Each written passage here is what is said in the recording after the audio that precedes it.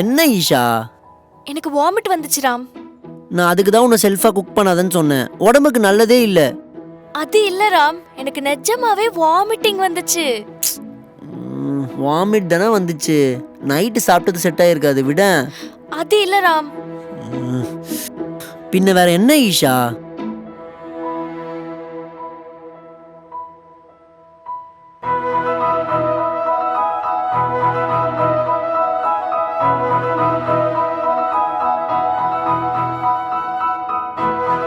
ஈஷா நிஜமா சொல்றியா?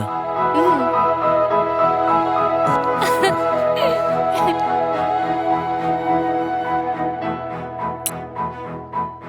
நிஜமா ரொம்ப ஹாப்பியா இருக்கு ராம்.